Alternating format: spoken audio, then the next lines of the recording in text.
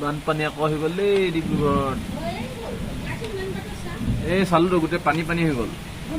বজি গ'ল আমাৰ দেই এইখিনি সোমালে ঘৰত আৰু